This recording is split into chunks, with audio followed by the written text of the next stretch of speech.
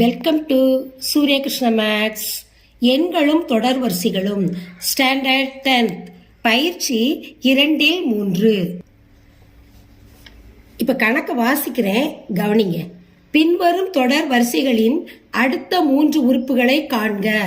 First sum 1/2, 1/6, 1/10, 1/14.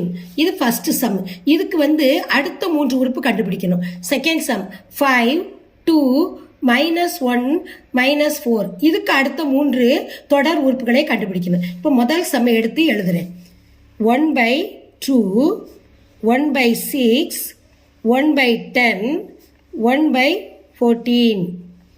இப்போ இதுக்கு அடுத்த 3 எண்கள் எழுதணும். இப்போ நல்லா கவனிங்க. இந்த 2க்கும் 6 மேல இருக்கிறது என்னன்னு சொல்லுவோம்? தொகுதி. இது ஒரு பின்னம், முழு எண் கிடையாது, பின்னம். பின்னத்துல மேல உள்ளது நம்ம என்ன சொல்லுவோம்? தொகுதி.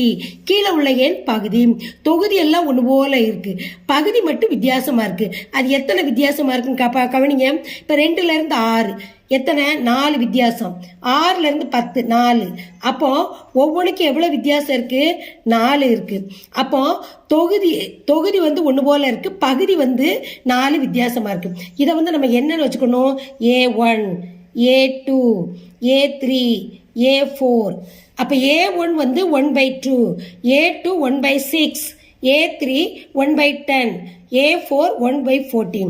இப்போ அடுத்து நம்ம என்ன கண்டுபிடிக்க போறோம்? A5.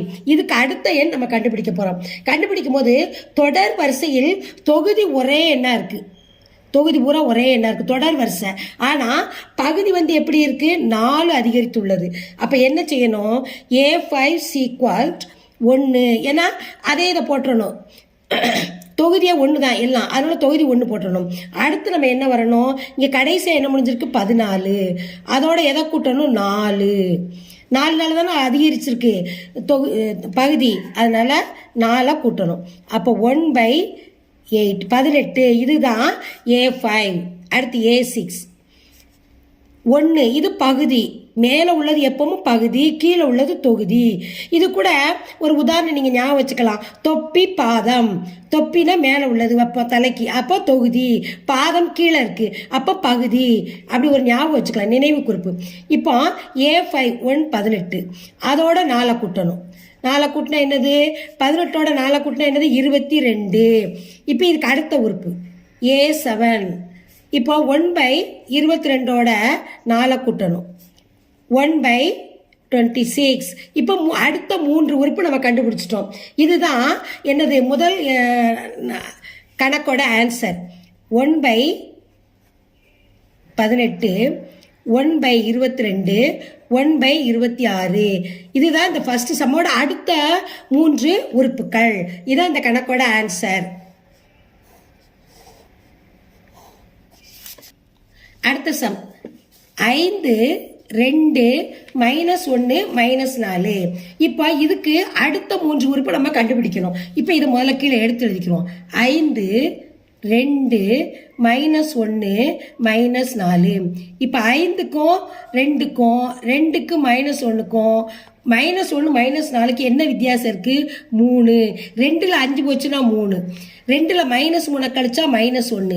-1ல -3 கழிச்சா -4.